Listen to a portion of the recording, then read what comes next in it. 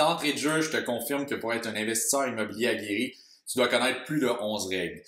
Ceci dit, si tu connais au moins les 11 règles qui suivent, tu auras une longueur d'avance, là, je te promets, sur le petit investisseur du dimanche. Règle numéro 1, achète sous la valeur marchande. Pourquoi chercher à réinventer la roue? Si tu veux un investissement sûr, tu te dois d'acheter sous la valeur marchande. En anglais, on dit « You make money when you buy ». Il n'y a rien de plus vrai. C'est de là que provient ton vrai profit. Si tu sais que tu achètes un truc à 20 000 $ moins cher que tous les autres qui sont prêts à payer, ne crois-tu pas que tu as un avantage sur tous les autres vendeurs? Tu pourrais mettre l'unité en vente dès demain et déjà retrouver ton investissement initial et peut-être même en tirer un profit immédiatement. Règle numéro 2. La règle de 20%.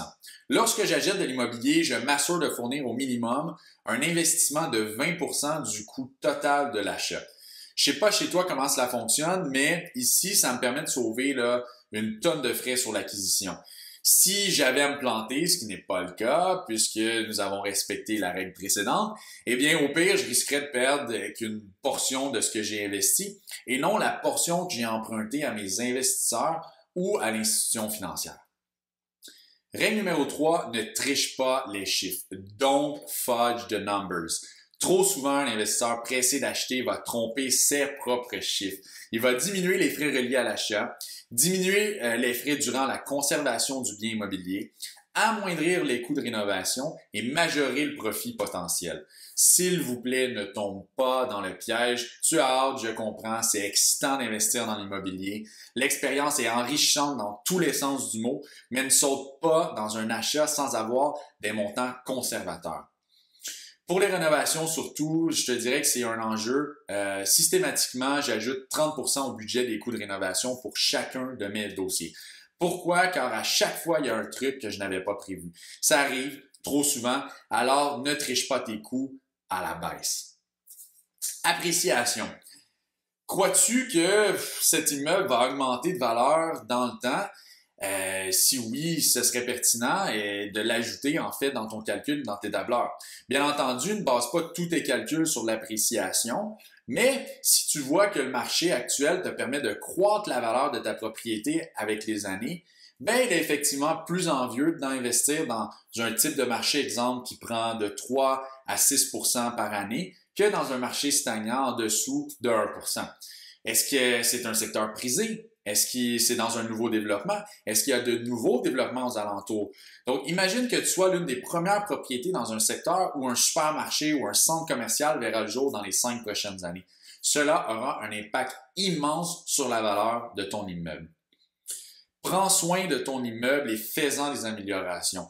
Changer la toiture, c'est de l'entretien. Ajouter une extension à l'une des unités ou de bâtir un garage sont des améliorations donnant une valeur plus élevée à ton immeuble et à tes revenus de location. La règle du 1%. Je ne sais pas si chez toi c'est possible.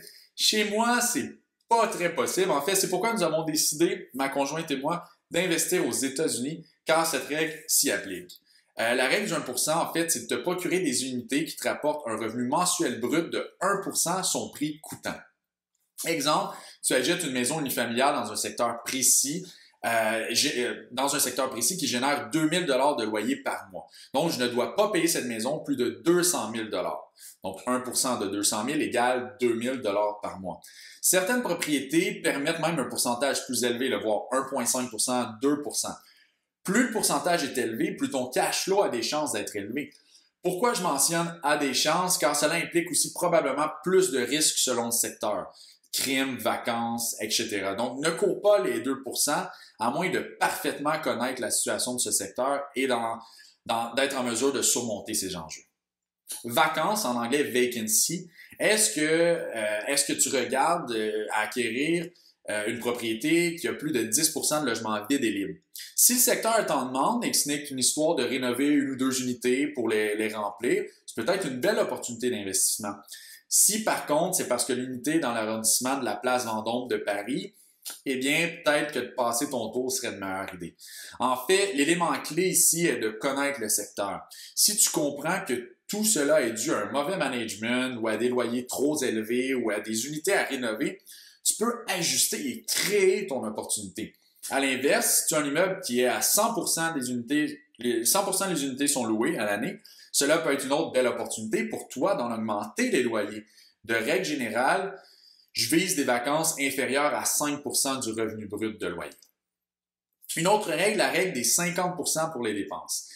C'est la règle la plus précieuse des investisseurs car c'est une règle de pouce. La règle de pouce de 50%. Lorsque tu analyses une propriété et que tu veux calculer rapidement sa rentabilité, son cash flow, tu peux additionner en fait le total de ses revenus de loyer, moins la vacance et couper une moitié.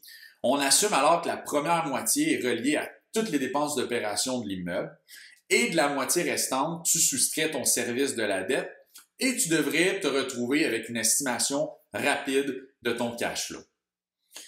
Le cap rate. Facile, facile. Le cap rate ou le taux de capitalisation exprime le rapport entre le bénéfice d'exploitation nette d'un immeuble et sa valeur. Donc, le cap rate égale le bénéfice divisé par sa valeur. C'est un pourcentage qui te permet de comparer des pommes avec des pommes, en fait. Donc, si j'investis dans cet immeuble versus celle-ci à ce prix, quel sera le rendement que je peux m'attendre d'obtenir? À quel prix dois-je acheter cet immeuble si je veux m'assurer d'un rendement, exemple, de 10% ou si je vise un cap rate de 12 ou 15%? Il y a trop de travail et de risques associés pour moi en deçà de ce pourcentage, donc j'utilise le 12 ou le 15. Le ratio de couverture de la dette, le RCD, c'est le rapport entre le bénéfice d'exploitation net d'un immeuble et le remboursement annuel de la dette. Pour faciliter l'explication, nous appellerons ça le bénéfice, le BEN. Donc, le BEN, c'est ce qu'il te reste après les vacances et la perte de crédit et les dépenses d'exploitation, divisé par ce que tu verses à l'institution financière. Et c'est calculé comme suit. Donc, le ratio couverture de dette est égal au BEN divisé par la dette annuelle. Si ton BEN est juste suffisant pour payer ton hypothèque, alors ton BEN et ton service de la dette sont égaux et leur ratio est donc de 1. Exemple, tu génères 10 000 et ça coûte 10 000 de dette annuelle, donc 10 000 sur 10 000 égale 1. Aucun prêteur responsable n'est susceptible de fournir un financement s'il semble que la propriété aura à peine assez de revenus nets pour couvrir ses versements hypothécaires ou le crédit immobilier. En fait, les prêteurs vont garder ton dossier généralement sur un RCD d'au moins 1,20. Si mon explication était simpliste, tu comprendrais que cela signifie qu'aux yeux d'un prêteur, ton revenu d'exploitation net doit être au moins 20% supérieur au service de ta dette. En tant qu'investisseur, tu préféreras peut-être regarder un RCD de 1,3 et plus, donc 30% de liquidité une fois la dette remboursée. Tu t'assures une profitabilité même si tu rencontres un pépin durant l'année. Cash flow. Vous connaissez probablement l'expression américaine « cash flow is king ». En français, cash flow signifie flux de trésorerie.